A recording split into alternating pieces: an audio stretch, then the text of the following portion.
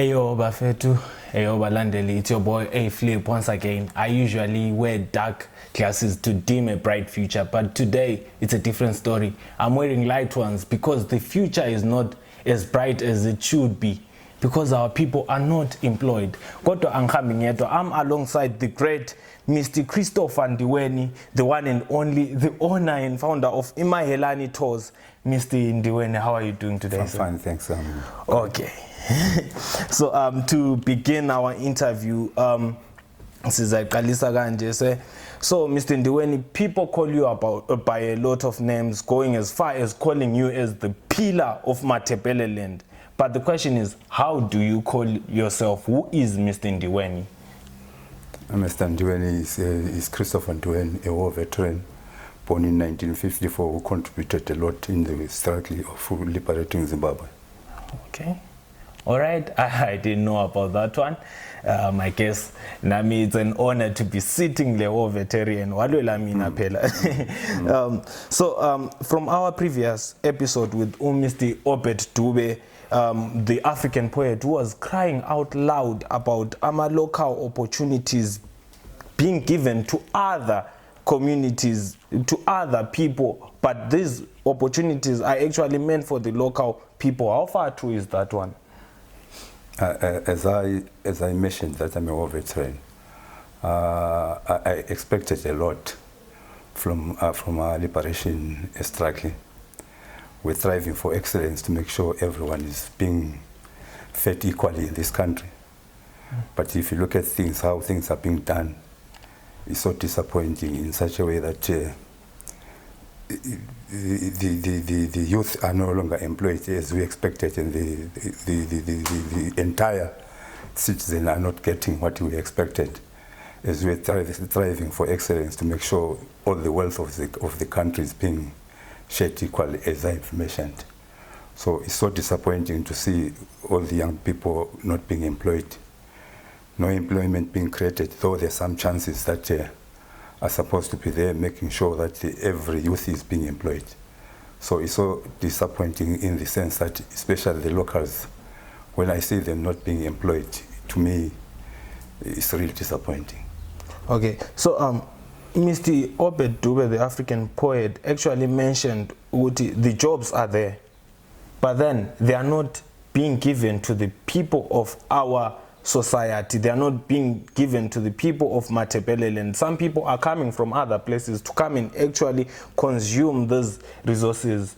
Do you agree with him on that? I agree with him 100%. The reason why I'm agreeing with him 100% is because I'm sure Obed, when he was talking about all these issues, he was citing on the issue of the devolution of power, which is enshrined in our constitution, where it's not being practiced.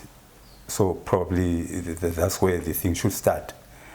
Because when you look at things, the way they are done, and when we see if people were adhering to what God really created, I don't think we could be suffering. We could be seeing all this. We could not be seeing youth not being employed, because when we look at our provinces, you see that God devolved all the provinces according to the resources that are there in the country. And when God created a human being,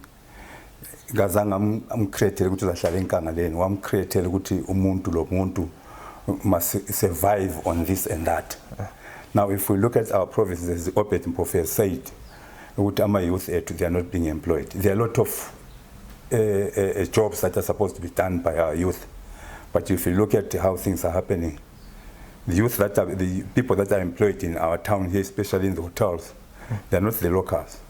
But when somebody goes to the local authority and say, I'm looking for a stand, what he writes in his application, he says, I'm applying for a stand, I'm going to create employment, I'm going to create jobs for the locals, I'm going to do this and that for the locals. But at the end of the day, when that thing has been given to him, he doesn't adhere to his objectives why he applied for a stand in Victoria Falls. You'll find that when he's given a stand, he has built up whatever he's building. He goes to wherever he goes and brings his own people to come and be employed in Victoria Falls. That's the thing. Okay, so do you think that the youths of our locality are doing enough to fight against this? The youth are not doing anything, because even if you call them for the meetings to come and hear they present their grievances, they don't come. So it becomes very difficult for them even to assist them, because even if you call them for some meetings, they don't come. So you'll find that people are creating a very difficult terrain for themselves to navigate, instead of them to make sure that whatever they are creating, there's a maneuverability on what they are doing. But you find that the young guys, these young people in this town, you call them to come and attend a meeting. They say their grievances, they don't come. Even if you say come and we simply share ideas, they don't come. But their expectations, they're too much. Yes. They end up venting into drugs, which is not right for the society. Yes. So you are actually saying that drugs come as a problem. Drugs come after these youths are not employed, after these youths fail to get employment. Yeah, I understand that one. So I've seen in many platforms a lot of people have labeled you as a tribalist. What do you say about that one? People probably they don't understand the concept that I'll be talking about. Okay. As I mentioned that to myself, when I went to war, we're striving for excellence to make sure that the people are being served properly in the country. Now, those that are calling me tribalists, they don't understand the concept where I'm coming from and where I'm going to. Because when I'm talking about the local, in the first place, what does the local authority mean? It means it serves the locals. Yes, sir. Number one. Number two, those that say I'm a tribalist, I think they're mistaken, because me, I'll be saying let's dialogue over issues that are affecting the youth. And those that are saying I'm a tribalist, they are the ones that are practicing it. Me, I'm saying let's talk about it to solve problems. The problems being the kids are not working, the locals are not working. Let's employ the locals. Those that are bringing their own friends from Tarie, from Dorashanga, from wherever they are bringing, those are the ones that are tribalists, because they are practicing it. Okay. Me, I'm saying let's sit on the table and solve problems. Which problems? The problems of employment, basing on the employment of the locals. Yes, but then if I bring that subject to the audience, people say Ndiweni is like this. Yet I'm saying let's employ the local. Yes. When I'm talking about the locals, I'm not excluding Shonas. There are Shonas that were born and bred here. Those are the locals. Yes, sir. There are Nambias, there are Tongas, and this Ndebele issue of saying Ndebeles, me, I'm not a Ndebele, I'm Nguni. But when I'm talking of Ndebeles, I include Shona, I include Tongas, Nambias, Karangas from Plumtree. Yeah, because it's actually Matebele. It's Matebele. That's what I'll be talking about. I understand. So till date, you're one of the few people who are fighting against this unfairness. How is the pressure been? Like, you are one of the few people fighting against and it's very visible that you are fighting against this unfairness, because I saw even when your garage was being built, you actually hired locals. So how has the pressure been? I did hire the locals, but the disappointing part of it is that the ones that were hired, probably they said the money is too little. They didn't want to work in my garage. Some were lazy, some were not really coming up to work. So that was. But me, I actually tried my level best to make sure from the onset when the garage was being built, I was really prepared to employ the locals. And I've got evidence, big evidence, in such that a lot of them left it because they're saying the money is too little, because the owner of the contractor was coming from Harare. Okay. So I couldn't do anything in terms of payment. All right. So if given a chance to be in the council right now, what changes would you bring about to fight this? Because right now we are looking forward to interview the mayor in questioning him. How does he give these people contracts if they are not hiring locals? So what changes would you have brought along? I would enforce that and make sure the locals are being employed, because the bylaws of the town must be articulating all those things. Yes, sir. So, but then is it that easy though? It's easy for if you are in the office of authority, you determine what you want into town. There's nobody who can go contrary to what you want in town, because you'll be in the office of authority where you articulate things so eloquently in such a way everyone must do the things according to what you want.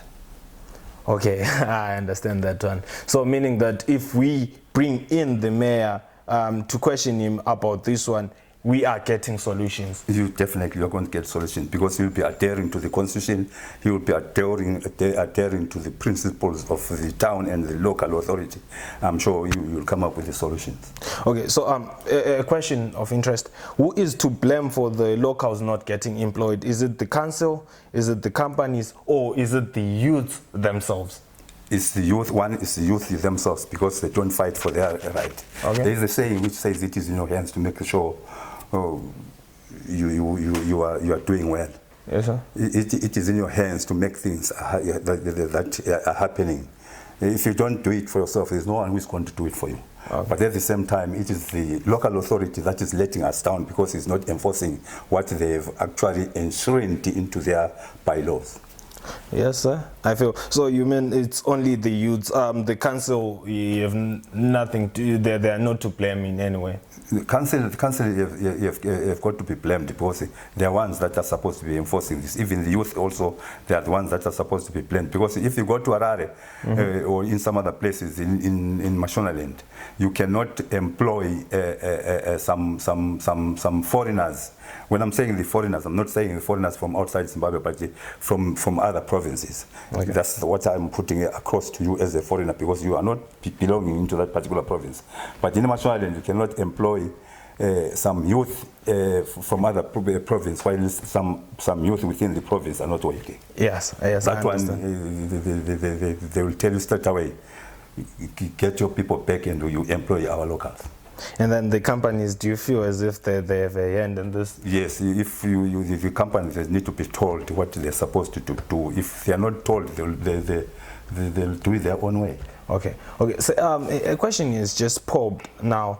Come to think of it, right now, the council is actually fighting against drug usage and abuse. And I think you're in the CCC, right? Triple C, I'm sorry to bring that one. I don't know if you don't want to talk about it. But then the question is, one of your councillors, with Triple C, is actually owning a club. Opedube was actually mentioning that Victoria Falls does not have a youth center. The only youth centers that are there are clubs. So is it wise for a councillor to actually own a club, yet they are fighting against drug usage and abuse? Well, it depends what people are saying. If you allow that kind of environment to happen within your vicinity as youth, well, you are the people that are having problems, because you are allowing it. Because if you look at the clubs that are there in town, those are the clubs that probably are giving you a lot of problems, because if you look at them, how they are built, and the way how you young people are going into those pubs and into those nightclubs, that's where you spoil your lives. Okay, so this is why I say it is in your hands to make the difference. If you don't do it to yourself, there's nobody who's going to do it for you. If you allow those nightclubs, they are going to destroy your lives, because at the age of